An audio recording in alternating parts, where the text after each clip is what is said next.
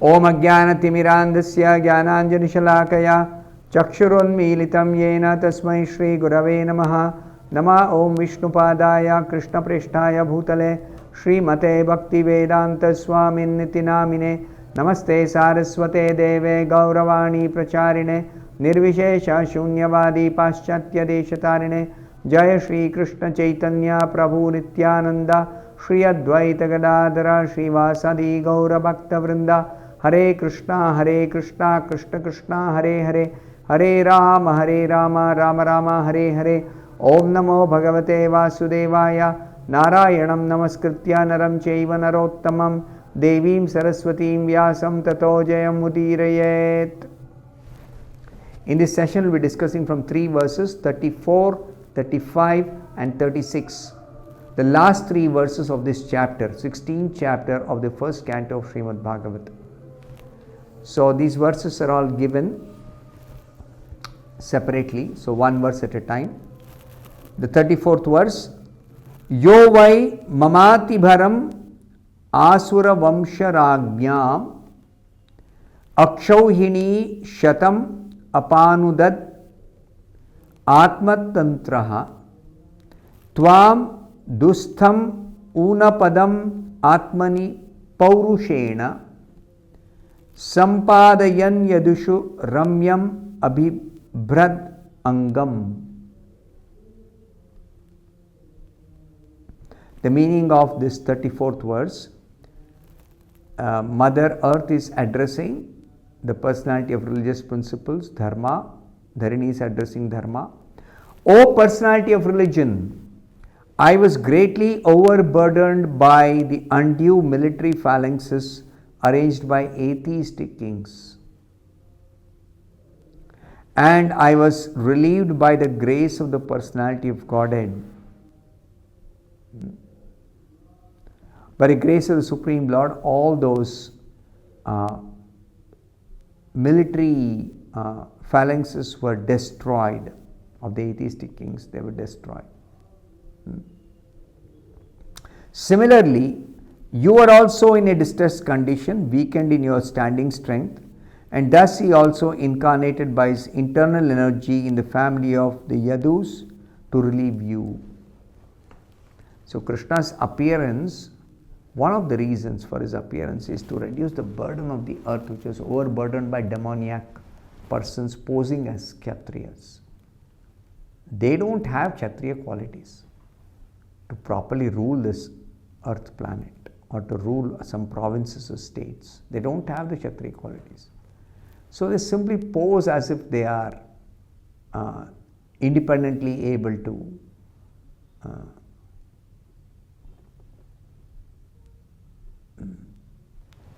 do the administration without any consideration of any principles. Whimsically, they take charge or control of the whole state or province or country or whatever, and they create havoc in the lives of ordinary people. So, to curtail these people's miscreant activities, the Lord incarnated as Krishna, and he incarnated by his internal energy. That means his appearance is not like our appearance, which is subject to so many material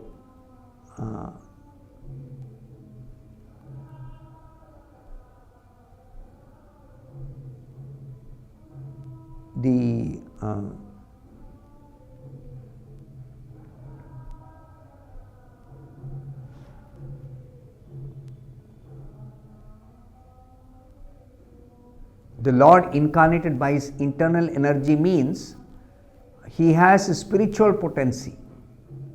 We are born under the external potency of the Lord. That means under the material energy. We get a material body. We are influenced by the material modes of nature. And in the material influence, we are forgetful of Krishna. We forget even our own spiritual identity as spirit soul. We forget that.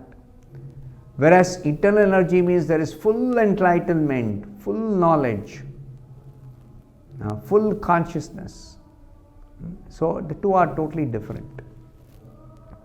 So in the purport, Srila Prabhupada says, the asuras want to enjoy a life of sense gratification even at the cost of others' happiness. They don't care for others' happiness, and they also don't hesitate to give trouble to others who want to live a pious life. The asuras give trouble to such people. And they want to enjoy independently. They don't care for others. And Prabhupada says further, in order to fulfill this ambition, the asuras, especially atheistic kings or state executive heads, try to equip themselves with all kinds of deadly weapons to bring about a war in a peaceful society.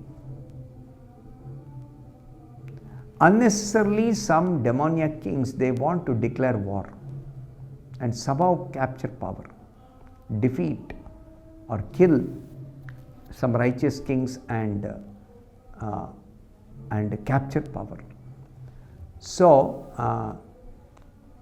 these atheistic kings, they equip themselves with so many deadly weapons. So such people simply create a condition or situation where there will be war unnecessarily. In a peaceful society, there is no need for war, but they will create situation that there has to be war. And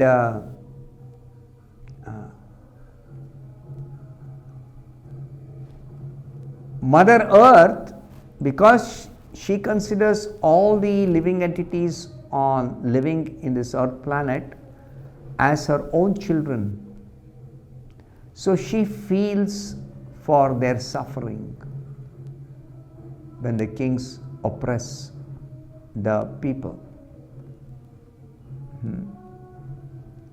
Or the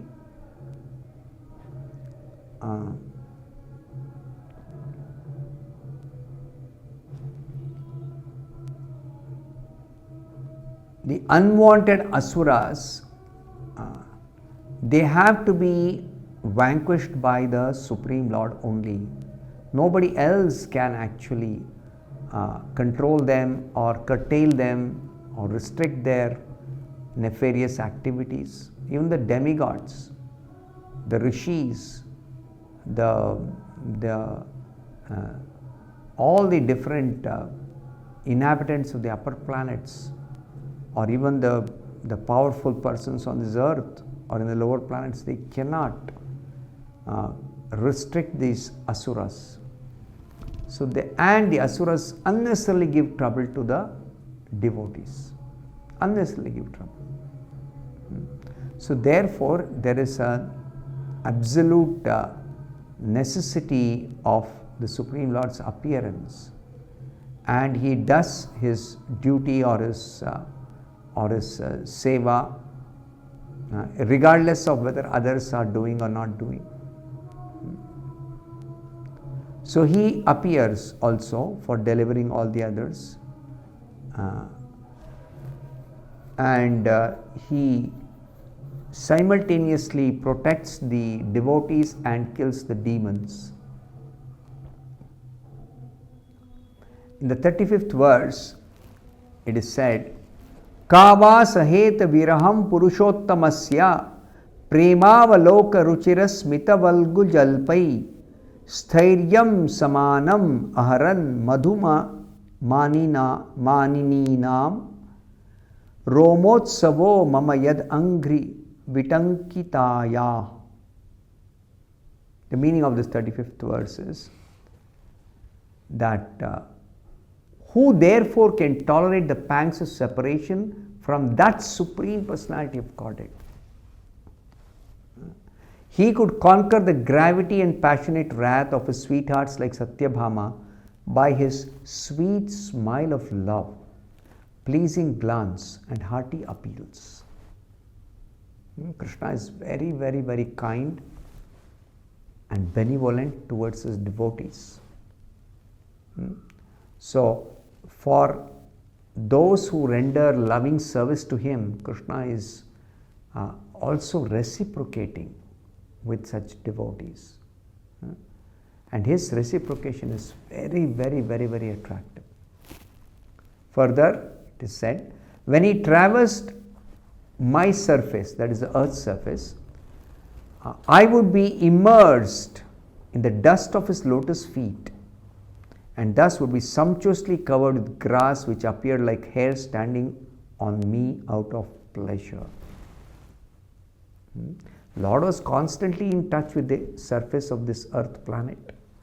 So Mother Earth felt the touch of the Lord's lotus feet on her body, and she was always very much happy and ecstatic with such contact. So it appeared like the grass that was growing whenever the Lord walked on the surface of the earth. Those grass appeared like hair standing on the body of the earth planet due to excessive joy due to the contact of the Lord's lotus feet with the earth planet. So in the purport, Srila Prabhupada says, there were chances of separation between the Lord and his thousands of queens because of the Lord's being absent from home. So in the daytime, the Lord would go to the assembly house in Dwaraka, and in the evening he would return and spend time with his family members in his palaces.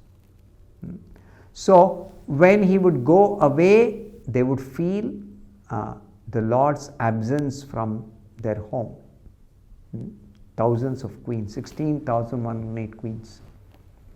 But as far as his connection with the earth was concerned, it was different. What is the difference? The Lord would traverse the earth with his lotus feet, and therefore there was no chance of separation.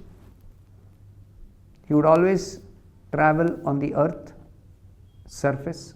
So no chance of separation for Mother Earth from the contact with the lotus feet of the Supreme Lord Krishna when he was present on the earth. So therefore, when the Lord left this earth planet and went back to his personal abode in the spiritual world, Earth's feelings of separation, Mother Earth's feelings of separation were therefore very, very, very acute, very intense. She felt the separation so much. Because 125 years the Lord was there constantly, his lotus feet was in touch with the surface of the earth. So she felt the most the separation from the Lord after he left for his personal abode. The 36th verse, the last verse, Tayor evam kathayato prithvi dharmayostada parikshinnama rajarshi prapta prachim saraswatim. The meaning of this last verse, while the earth and the personality of religion were thus engaged in conversation, the saintly King Parikshit reached the shore of the Saraswati river which flowed towards the east. So the description is continuing that Parikshit has reached that spot where the personality of Kali was trying to beat a cow and a bull. So Parikshit has reached there. And then now there will be the personality of Dharma and personality of Mother Earth were conversing with each other, and Parikshit reached there at that time. Now Parikshit is going to inquire and is going to take action, suitable action against the personality of Kali. We'll hear that in the next chapter. So I'll stop here. Thank you very much. Hare Krishna.